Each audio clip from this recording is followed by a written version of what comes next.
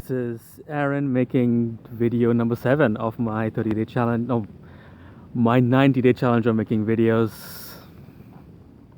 Yeah, I keep reminding myself why I'm doing this. I don't know why, but I'm doing it just for the fun of doing it. I think it's a way to record my life. So taking it pretty easy, I think. Today I want to share with you how to schedule your week. Great. First, understand that obviously your week will look different. If you work a full-time job, it'll be different than when you have a lot of time to yourself.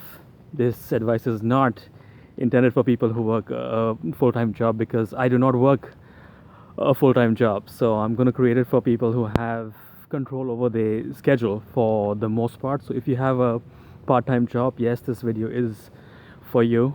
I think one thing I learned last week from Steve Pavlina was instead of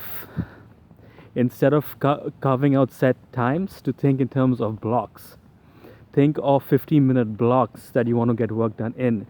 In my case, my main job, I guess, no, it's not a job, it's the value that I give to the company that I contract for, is I get on phone calls with the prospective customers to see if they are good fit for the program. So that's a block. So those are blocked out in hour-long phone calls. And now, since I'm starting out, last week I only had 3 calls, so I had a lot of free time.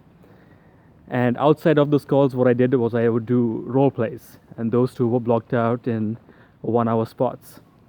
And the thing is, you want to determine how many hours of work you want to get done, and then make sure that you get those blocks done. So now, you wouldn't say on Monday, you wouldn't say I'd work from 9 to 3. Sure, you can set that as your goal, but who knows? Maybe you wake up on Monday morning and you really don't feel like working.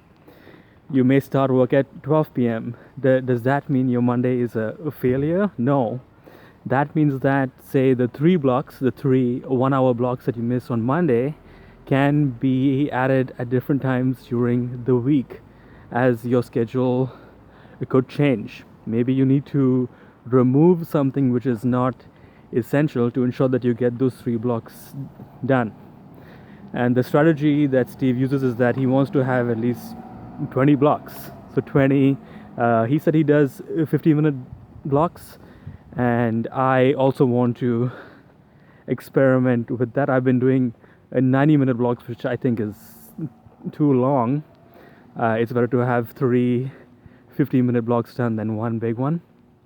Anyway, the goal is that choose the number of blocks that you want to get done in a week, instead of planning to do a certain number on any certain day. So that's the big lesson. Use blocks.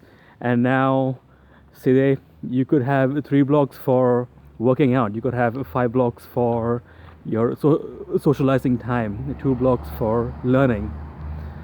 So think of scheduling your week in terms of blocks, so that even at the end of the week, if you have not done them, it's fine. Subscribe below and let me know if you have any questions.